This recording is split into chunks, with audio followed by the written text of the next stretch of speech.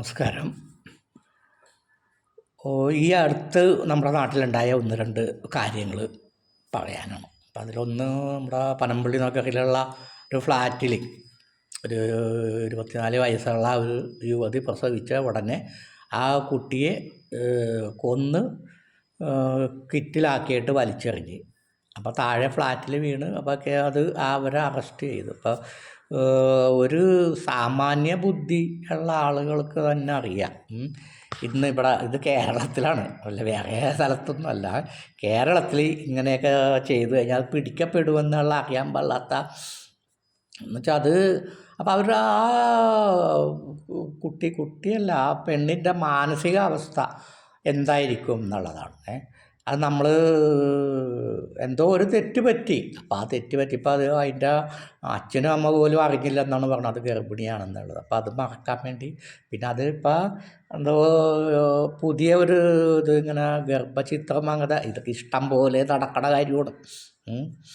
ഇഷ്ടംപോലെ നടക്കണ കാര്യങ്ങളാണ് ഈ പ്രൈവറ്റ് ഹോസ്പിറ്റലിലൊക്കെ. ഇത് കുറേയൊക്കെ നടക്കണം. ഇപ്പം ഈ അതിനുള്ള ഒരു വൈഭവം ഇല്ലാത്തവർക്ക് മാത്രമാണ് ഇങ്ങനെ സംഭവിക്കണത്. അല്ലാണ്ട് ഇതൊക്കെ ആദ്യമായിട്ട് നടക്കണ സംഭവമൊന്നുമല്ല. ഇഷ്ടംപോലെ കാര്യങ്ങളൊക്കെ നടക്കുന്നുണ്ട്. പിന്നെ അതിൽ നിയമം എന്ന് പറഞ്ഞാൽ എന്തിട്ടാണ്, എന്തോ ഒരു കണക്കുണ്ട്, 24 ആഴ്ച ഏതാണ്ട് കഴിഞ്ഞാൽ ആ ഗർഭചിത്രം, ആ കണക്കിൽ എന്തൊക്കെ ഇതൊക്കെ ഉണ്ട്. അപ്പം അത് അങ്ങനെ ഒരു സംഭവം കൂടിയുണ്ട്. പക്ഷെ അത് ഞാൻ പറഞ്ഞത്, ഇപ്പം ഇത് നമ്മളുടെ നാട്ടിലായത് കൊണ്ടാണ് ഇതിപ്പോൾ നമുക്ക് അമേരിക്കയിലൊക്കെ ആണെങ്കിൽ ഇങ്ങനെ വല്ലതും ഉണ്ടാകും. അവിടെ ഇങ്ങനെ പ്രസവിക്കും. അത് കഴിഞ്ഞ് കഴിഞ്ഞാൽ ആ കുട്ടി വേറെ വളരും, ഇവർ വേറെ കല്യാണം. ഇപ്പം നമ്മൾ അടുത്ത് ഒരു വിദേശിയായിട്ട് ഇങ്ങനെ പരിചയപ്പെട്ടപ്പോൾ എൻ്റെ സുഹൃത്തുക്കളാണ് ചോദിച്ചത്. അപ്പോൾ ഭാര്യയും മക്കളൊക്കെ ഉണ്ട്. അവരെവിടെയാണെന്ന് അറിയാൻ പാടില്ല. അവരുടെ അത്രേ ഉള്ളൂ. അവരുടെ കാര്യം നോക്കി അങ്ങനെ അങ്ങോട്ട് നീക്കുക. ഭാര്യയും മക്കളും അങ്ങനെയൊന്നല്ല. ഇപ്പോൾ നമ്മൾ ആ ഒരു സെറ്റപ്പിൽ. അപ്പോൾ നമുക്ക് ഇതിനൊരു പരിഹാരമായിട്ട് ഞാൻ പറയണത് ഈ അമ്മത്തൊട്ടിലെന്നും പറഞ്ഞുള്ള ഒരു സംവിധാനം. അതിപ്പോൾ ഒരു ഇപ്പം അത് അത്രയും കാര്യക്ഷമമല്ല എന്നുള്ളതാണ് അറിയാൻ കഴിഞ്ഞത്. അമ്മത്തൊട്ടിൽ 10-13 അമ്മത്തൊട്ടിലൊക്കെ ഉണ്ട്. ഇപ്പോൾ ഈ പനമ്പള്ളി നഗർ ആ ഫ്ലാറ്റിൻ്റെ താഴെ അല്ലെങ്കിൽ അതിൻ്റെ അടുത്തെങ്കിലും ഒരു അമ്മത്തൊട്ടിലുണ്ടെങ്കിൽ ആ സ്ത്രീ തീർച്ചയായിട്ടും അമ്മത്തൊട്ടിൽ കൊണ്ടുപോയി കിടത്തും. ആ കുഞ്ഞും രക്ഷപ്പെടും, അവരും രക്ഷപ്പെടും.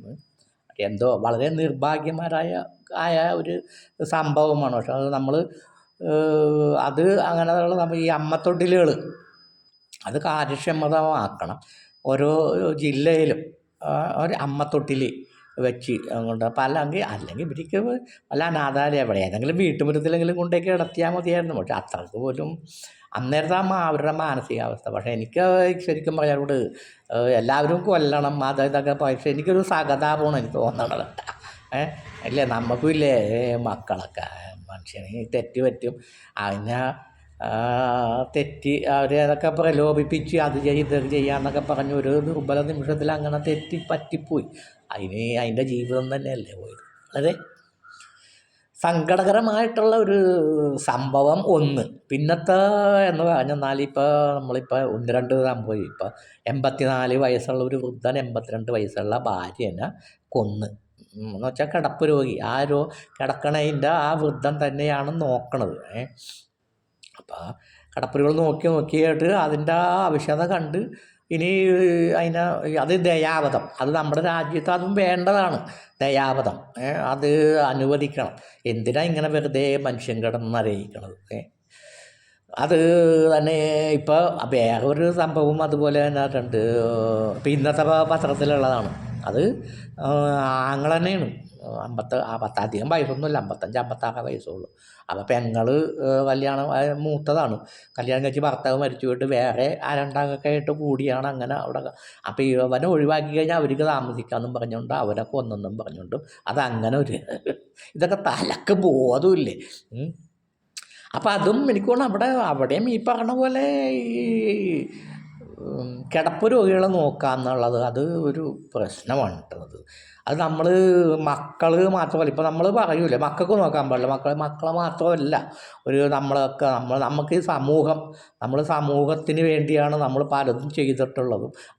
നമുക്കും ഒരു ഉത്തരവാദിത്വമുണ്ട്. ഞാനത് ഒരു സിനിമ അതിലുണ്ടായ എന്നിട്ടാണ് ഇന്ദ്രൻസിൻ്റെ ഒരു സിനിമയല്ലേ, ഉടലി. ആ ആ അത് എന്നിട്ട് ഇന്ദ്രൻസിൻ്റെ മരുമോൾ ആണ് അതിലിങ്ങനെ അമ്മയമ്മനെ കൊന്നു കളയണം. അത് ഇതേപോലെ തന്നെ വിദേശത്താണ്. പിന്നെ ഒരു കാമുകൻ, അപ്പോൾ ഒരു ചെറിയ സെക്സ് അതിൻ്റെ അകത്ത് കാണിച്ച് അത് സിനിമ ഓടാൻ വേണ്ടിയിട്ടുള്ള. എന്നിട്ട് അവരുമായിട്ട് അതിങ്ങനെ കൊല്ലണം. അപ്പം അതിന് അപ്പം അതിലും ഞാൻ പറഞ്ഞിട്ടുണ്ടായിരുന്നു ഒരു പരിഹാരം എന്ന് പറഞ്ഞെന്നാൽ ഈ വൃദ്ധന്മാരെ ഇങ്ങനെ കിടപ്പ് രോഗികളെ നോക്കാൻ വേണ്ടി. ഇപ്പോൾ ഇവിടെ സർക്കാർ തലത്തിൽ ഹോസ്പിറ്റലുണ്ടല്ലോ, ആയുർവേദം, അലോപ്പതി, അങ്ങനെ ഹോസ്പിറ്റലൊക്കെ ഉണ്ടല്ലോ. അപ്പോൾ അതിൽ ഒരു ഹാള് അത് ഇങ്ങനെ കിടപ്പ് രോഗികളെ നോക്കാൻ വേണ്ടി. എന്നിട്ട് അതിൽ നേഴ്സ് ശമ്പളമൊക്കെ കൊടുക്കണേല്ലേ, അപ്പോൾ അവർ നോക്കൂലേ, നേഴ്സുമാരെ പരിചരിച്ച് വളരെ വൃത്തിയോടുകൂടി ഉള്ള ഒരു സമൂഹം വന്നു. കാരണം വീടുകളിൽ എന്ന് പറഞ്ഞെന്നാൽ അതിൻ്റെ ഒരു വൃത്തികേടുകൾ ഒരു പോസ്റ്റ്മാൻ എന്നുള്ള നിലയിൽ ഞാൻ ഒരുപാട് വീടുകളിൽ കണ്ടിട്ടുള്ളതാണ്. നമ്മൾ ചെല്ലുമ്പോൾ തന്നെ ജനലിൻ്റെ അവിടെ കൂടി ഭയങ്കരമായിട്ടുള്ള സ്മെല്ലാണ് വരുന്നത്. കാരണം ഇങ്ങനെ മാലമൂത്ര വിസർജനം ചെയ്ത് അങ്ങനെ കിടക്കുകയാണ്. അത് എത്ര നോക്കിയാലും ശരിയാണ്. കാരണം ഇതെന്ന് പറഞ്ഞെന്നാൽ നമ്മൾ കുട്ടികളെ പോലെയാണ്. ഇത് പ്രായം ബോധം ഉണ്ടാവില്ല. ചിലവർ ഇങ്ങനെ പറയാൻ, ഞാനിങ്ങനെ ഒരു ചെന്ന് ഒരു വീട്ടിലിങ്ങനെ സ്മെല്ല് ഇതൊക്കെ വന്നപ്പോൾ അവരോട് പറഞ്ഞു, എന്താണ് മോളെ ഇത് നമ്മൾ ഇങ്ങനെ. അപ്പോൾ അവർ എന്നോട് പറയണതാണ്, ചേട്ടാ ഞാൻ ഈ മനസ്സറിഞ്ഞ് ഭക്ഷണം കഴിച്ചിട്ട് മാസങ്ങളോളമായി. ഇത് തന്നെയാണ് ഇവിടെ. ഞാനിപ്പോൾ കുറച്ച് മുമ്പ് കുളിപ്പിച്ച് കിടത്തിയതാണ്. അതിങ്ങനെ കൈകൊണ്ട് എടുത്തിട്ട് അവിടെയൊക്കെ തേച്ച് ഉണ്ടാ. കാരണം ഓർമ്മയില്ല അവർക്ക്, കൊച്ചു പിള്ളേരെ പോലെയാണ് ചെയ്യണത്. അങ്ങനെയൊക്കെ ഒരു വീടെന്ന് പറഞ്ഞെന്നാൽ എത്ര സ്നേഹമുള്ള മക്കളാണെങ്കിലും ശരി, അത് നോക്കാനായിട്ടൊന്നും പറ്റുന്നില്ല. അപ്പം അത് സമൂഹമാണ് അത് ശ്രദ്ധിക്കേണ്ടത്. നമ്മുടെ ഹോസ്പിറ്റലിൽ അവർക്കത് അറിയാലോ. ഇപ്പോൾ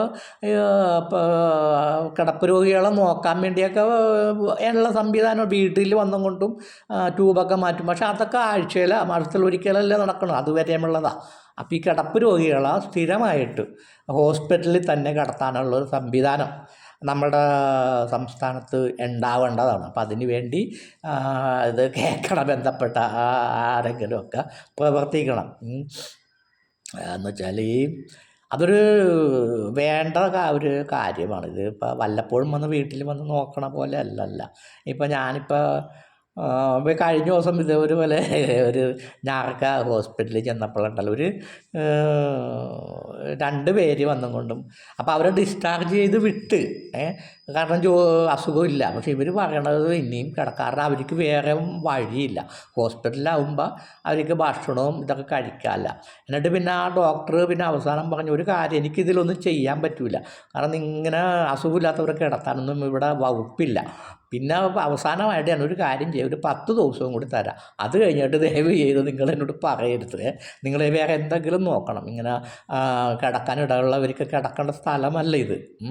അങ്ങനെ അപ്പം ഞാൻ ശരിക്കും പറഞ്ഞാൽ ഞാൻ ഒരു നമ്മളുടെ രാജ്യത്ത് തന്നെയാണ് ഇങ്ങനെ സംഭവിച്ചത്, കിടക്കാനിടമില്ലാത്ത ഒരു ഇത്. പക്ഷെ എന്തോ അത് അതിൻ്റെ പിന്നിൽ ചെന്ന് നോക്കി എന്തെങ്കിലുമൊക്കെ നമുക്ക് കാണാൻ പറ്റുമോട്ടെ, അത് എന്താണെന്നൊക്കെ പറഞ്ഞാൽ അതൊന്നും നമ്മളുടെ വിഷയം. അപ്പോൾ അധികം ഞാൻ ദീർഘിപ്പിക്കണില്ല. Okay, thank you.